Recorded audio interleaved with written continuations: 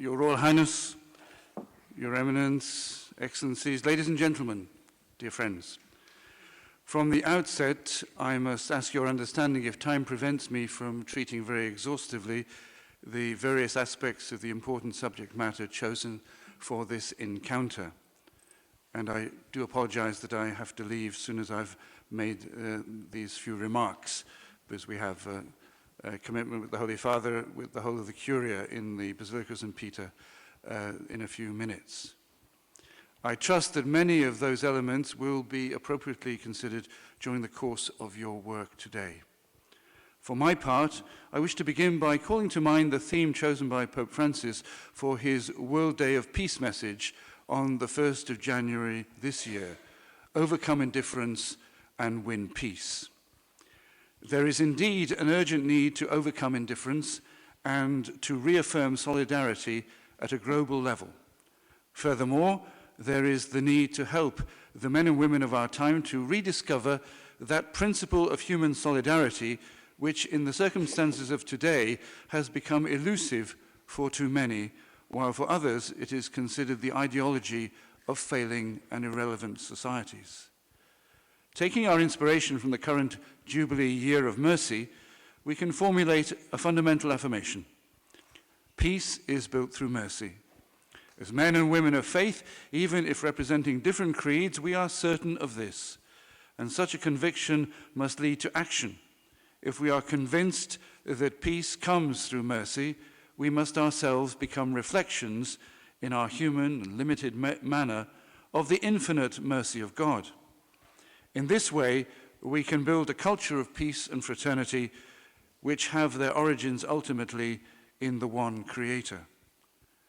The title of today's workshop, Reaffirming Global Solidarity, Restoring Humanity, may sound somewhat incongruous in a global context of conflict, violence, terrorism, and other man-made disasters, in a world of humanitarian emergencies arising from environmental crises and from unscrupulous political interests that coalesce and change with disconcerting rapidity to the detriment of countless victims. And all of this continues in spite of the hoped-for progress coming from cultural, political, and social achievements and the considerable advances in the sciences and in technology, which have the potential to assure food, clean water, shelter, medical treatment, the possibility of a life of dignity and security for every person on our planet. At the same time, we also find ourselves in a world ever more interconnected and interdependent, in which events related to the pressing global questions, such as the environment and climate change, food security, migration, economics, development, and communications, frequently overwhelm the capacity of the state and of established international institutions to address them quickly enough. This is tragically evident, particularly in humanitarian action.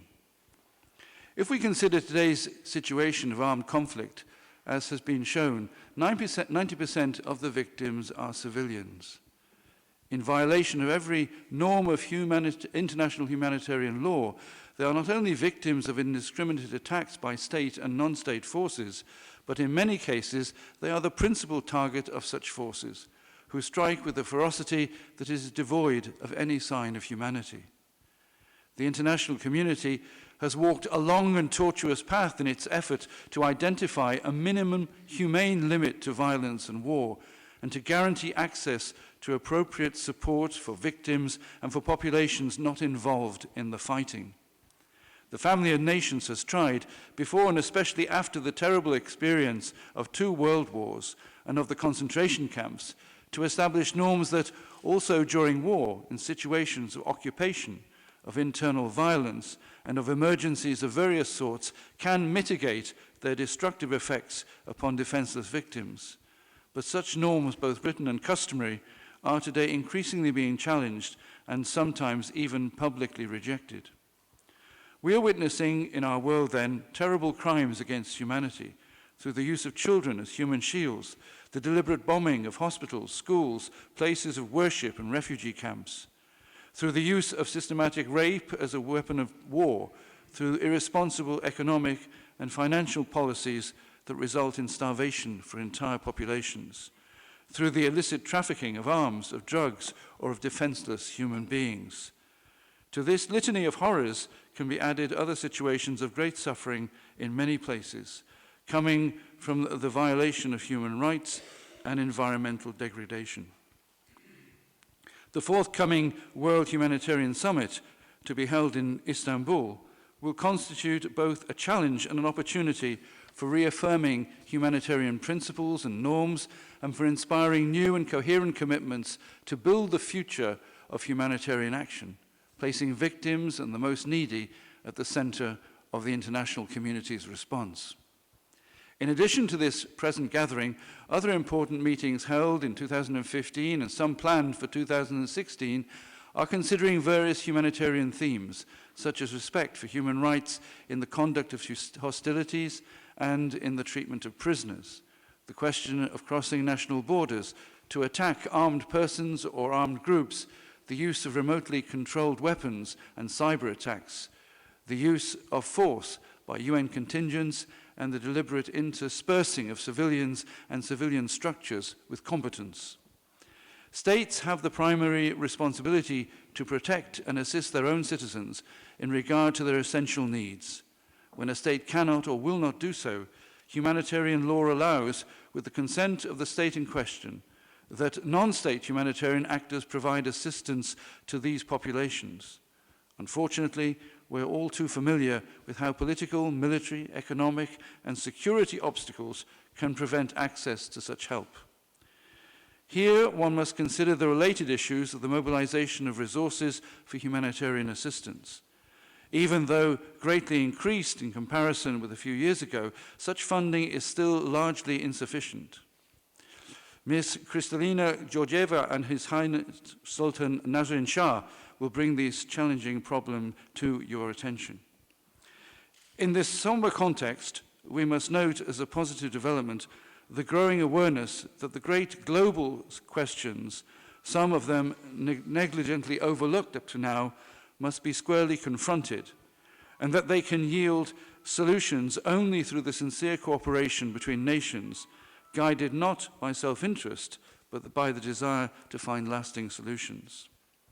Pope Francis, in his address of November last to the United Nations office in Nairobi, recalled that no country can act independently of a common responsibility. If we truly desire positive change, we have to humbly accept our interdependence. What is needed is sincere and open dialogue with responsible cooperation on the part of all, political authorities, the scientific community, the business world, and civil society. Positive examples are not lacking. They demonstrate that a genuine cooperation between politics, science, and business can achieve significant results. In recent years, we have seen the growth of an understanding of religion as a crucial factor in relations at the political, institutional, and international levels. In certain countries, alas, there has been a parallel growth in exploitation of religious categories for political ends. Religion, in one way or another, has become a staple of political, cultural, and social discourse, even for those who are opposed to every religious reference and by whom religion is seen as an exclusive, polarizing, partial, and above all discriminatory force, and at times part and cause of many conflicts. It has been argued that in the final years of the last century, and even more so since the beginning of this millennium, political and geopolitical debate has moved from a Cold War basis to a clash of civilizations template.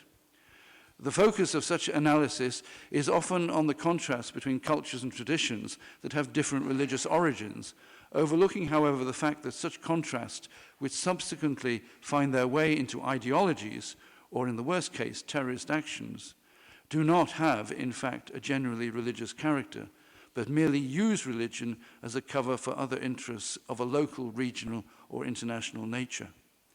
As a director of one of the largest international humanitarian organizations observed during a recent visit to the Vatican, the problem is not with religions per se, but indeed with the fact that their precepts are not lived out.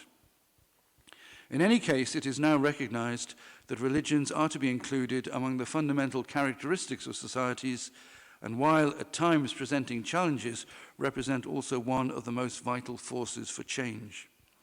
In addition, there is an increasing appeal to religion as the only resort in the face of so many barbarities, even if, as Pope Francis affirms in his encyclical Laudato Si, the Church does not pretend to substitute for politics. She does not have a special recipe, nor, as Cardinal Pietro Parolin recalled during his recent visit to a refugee camp in Dobovo in Slovenia, does she offer to governments technical solutions, but rather guiding principles, first and foremost, that of solidarity. At the same time, religions and religious faith as a privileged space of humanity can help to elevate hearts, and in spite of the general context, generate hope that will restore a responsible commitment to the protection of rights and the dignity of every person. This is preeminently the role of religions in the public square. They cannot identify themselves with or substitute for politics. They are rather, by their nature, open to a larger reality, and thus can lead people and institutions towards a more universal vision, to a horizon of universal fraternity, going beyond the character of mere humanitarian assistance. A person truly formed by this religious vision cannot be indifferent to the sufferings of men and women, and indeed must be moved to pour the oil of human solidarity on their wounds. In this, we find the high measure of our engagement, also as political men and women, and we find, too, the grounds to hope for peace. The words of Pope Francis during his visit to the United Nations office at Nairobi can, once more, give us encouragement. We believe that human beings, while capable of the worst, are also capable of rising above themselves, choosing again what is good and making a new start. This much-needed change, of course, cannot take place without a substantial commitment to education and training. Nothing will happen unless political and technical solutions are accompanied by a process of education which proposes new ways of living. A great cultural, spiritual, and educational challenge stands before us, and it will demand that we set out on the long path of renewal. We still have time. Thank you very much for your attention.